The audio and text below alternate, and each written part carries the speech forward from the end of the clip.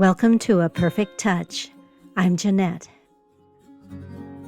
Costume College, hosted by the Costumers Guild West, has extraordinary classes, amazing tours, and fabulous social events. The Sunday Fantasy Tea has always been my absolute favorite of the entire weekend. The Fantasy Tea theme for 2024 was Vintage Tropical Tea Party. Amy, my roommate for Costume College 2024, sent me a perfect fabric to create something to wear for the Sunday Fantasy Tea, and I love it. My pattern search led me to Simplicity S9290, which was also originally offered as Butterick B6354 and designed by Patterns by Gertie. Described as a, quote, Gertie Retro 1940s Hawaiian Tiki Playset sewing pattern, self-lined Bolero. Close-fitting lined boned Bustier has front band and detachable button halter strap.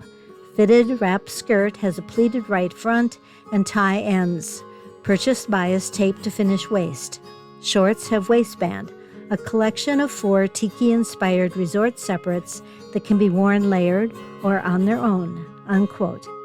The fabric gift from Amy will be perfect for the Bolero and skirt, and I have a nice black linen remnant in my stash, which will be cool and comfortable for the bustier and shorts.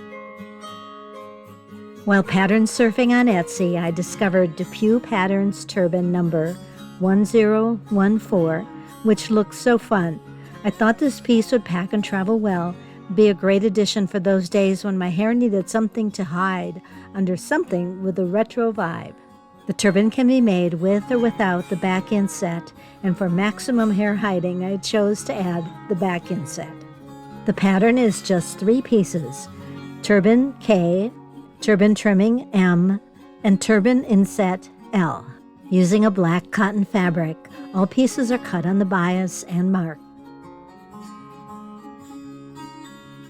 The ends of turban part K are joined and a narrow hem sewn on one edge as marked. Gathering stitches are sewn through the seam joining the ends and 1/4 inch on either side. The same gathering stitches are sewn on the center front as marked. The gathering threads are pulled up to a 2-inch width and the threads knotted to secure. This is repeated for the center front gathering threads. The long edges of the turban inset part L are finished with a narrow hem. 7 rows of gathering stitches are sewn as marked on each short end of the inset. The gathering threads are pulled to a 2-inch width and knotted. The inset is positioned to the completed turban where marked, sewn in place, and the unfinished edge of the turban can now be finished with a narrow hem. The bias cut fabric and gathering allows the finished turban and inset to fit the head closely and can be worn with the bands wide or narrow.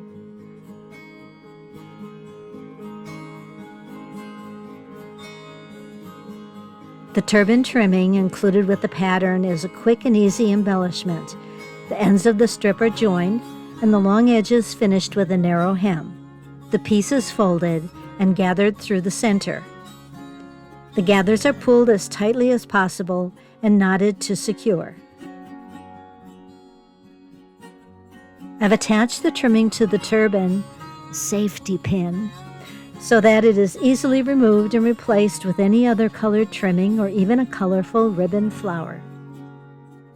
The Simplicity pattern is marked as easy to sew, but I still take time to read the instructions, study the illustrations, and write myself a step-by-step, which will allow me to cross off steps, to mark my progress, and to give me a feeling of accomplishment. The Bolero is self-lined, and I cut 4 of the front, number 1, and 2 on the fold of back, number 2. A red heat erasable pen is used to mark the front darts. The darts are sewn into the fronts and pressed down. The darts are marked and sewn into the backs and pressed toward the center. The back neck edge is stay-stitched. The fronts are stitched to the back at shoulders and overarm, and sides and underarm. The seam allowance is turned in on the sleeve edges and pressed. I've also pinned mine, as I've used only light heat on this fabric. The Bolero lining is sewn the same way as the Bolero exterior, and the work in progress tells me I'm going to love this combination of playset and turban. The lining is pinned to the Bolero right sides together. The front opening, neck, and lower back edges are stitched together, leaving an opening at the center lower back edge. The Bolero is turned right sides out through that opening in the lower edge.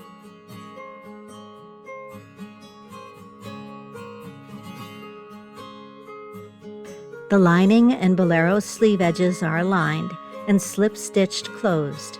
The opening left at the back lower edge is also slip-stitched closed. A final pressing and the Bolero is finished.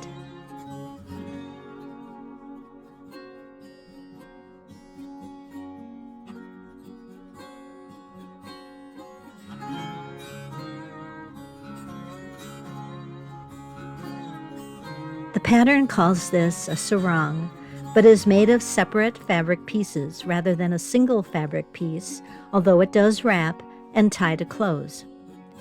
There are 4 pattern pieces, and they are cut from the floral fabric. Number 7, right front, cut 1. Number 8, left front, cut 1.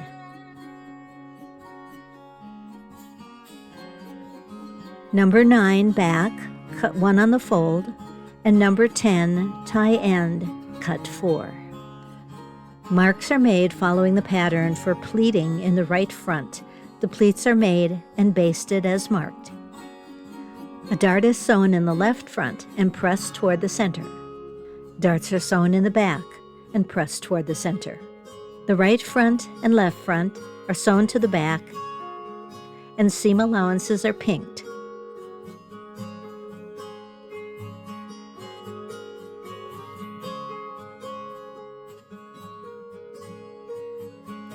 A narrow hem is stitched along the front opening edges and the lower edge. The tie ends are sewn and prepared for attaching to the sarong. Each is finished a bit differently at the open end for placement on the sarong.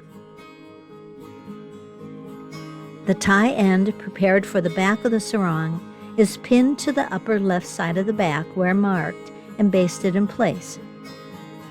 To finish the waistline, bias tape is placed at the upper edge with the crease along the seam line and the front opening end turned under. The bias tape is stitched in place and the excess fabric trimmed away. The bias tape is then turned to the inside and machine stitched at the lower edge of the tape. The tie end prepared for the right front is pinned to the corner at the pleating as marked and stitched, leaving the folded edge of the tie end free. The tie end is turned to the inside to cover the stitching just made and pinned to the sarong at the back and stitched close to the pressed edge.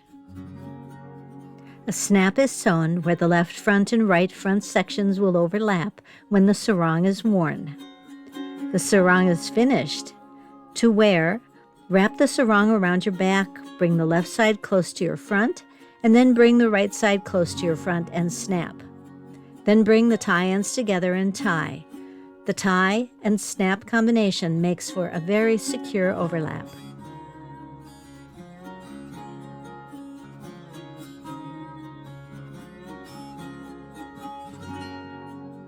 The Bolero and sarong are such an easy way to change any shorts, top, or swimsuit into an entirely different ensemble.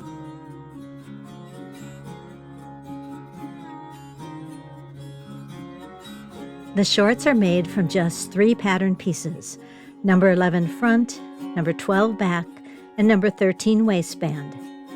A black linen is used for the shorts. 2 pieces are cut for the front, 2 for the back, and 1 for the waistband. Darts are marked and sewn into the fronts, the backs, and all pressed toward the center. The fronts and backs are stitched together at the inner leg. A zipper is sewn to the left and right backs. The remainder of the crotch is then sewn.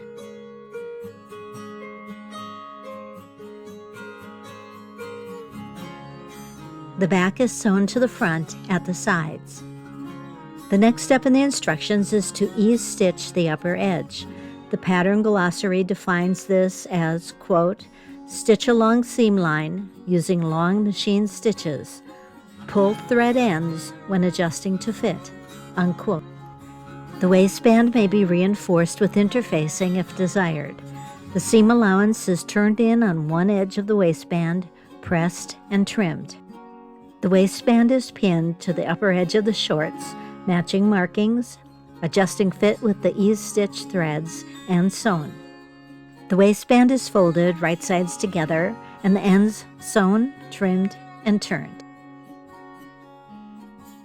The pressed edge of the waistband is hand-stitched to the inside of the shorts, just covering the stitch line. A tailor hook and bar are attached. Although the instructions called for a narrow hem, I finished my hem with bias tape to add a bit to the shorts' length. The finished shorts, which sit a bit wonky on Vicky the dress form as she has a pole in her middle.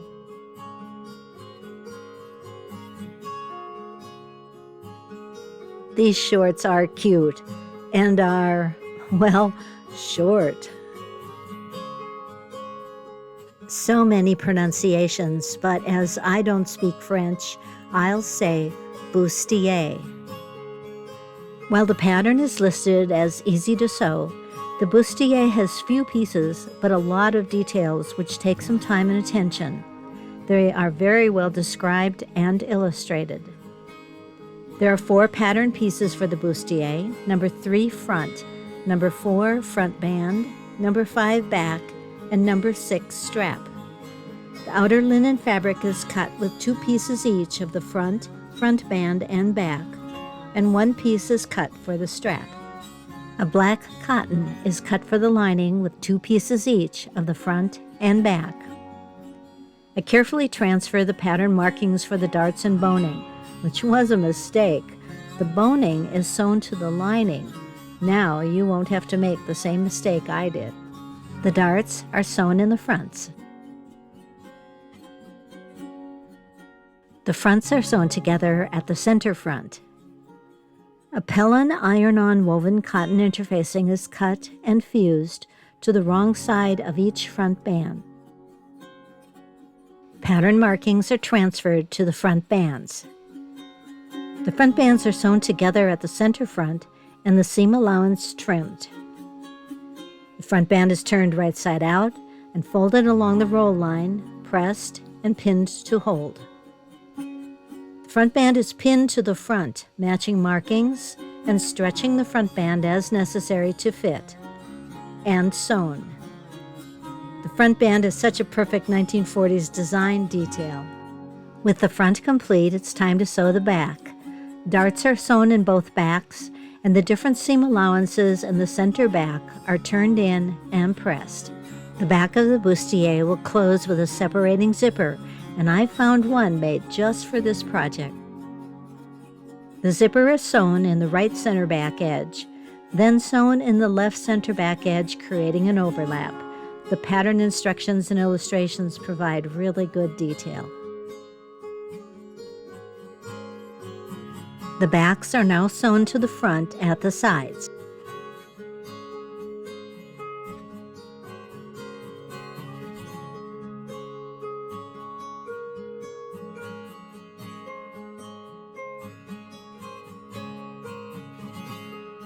The lining is sewn in the same manner, but without the front band. And this is where I realized that the boning is to be sewn to the interior of the lining, so I take care to transfer all pattern markings again, working around the darts and curves. I'm using a featherlight boning already in its own casing. The 10 lengths of boning and casing are cut as marked, the boning removed and trimmed as directed, and the ends rounded. The casing is pinned and sewn to the wrong side of the lining as marked. Then the boning is reinserted in the sewn channels and the channels basted closed on both ends.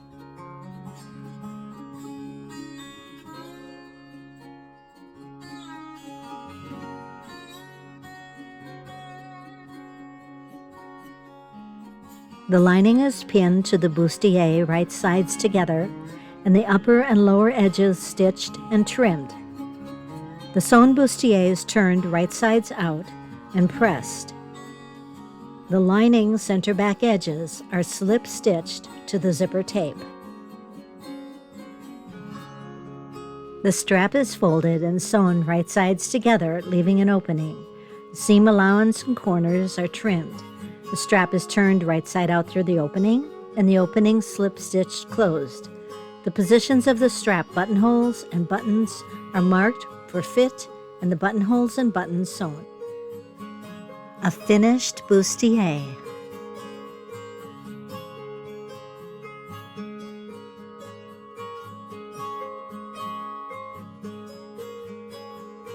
And the last item is crossed off the list.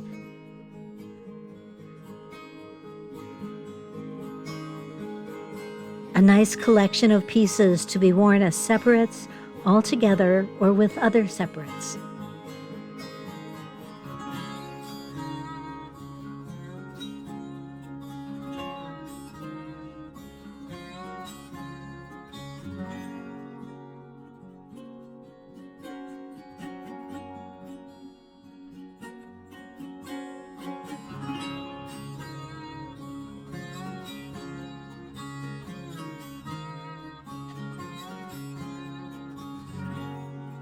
And the Costume College Sunday Fantasy Tea?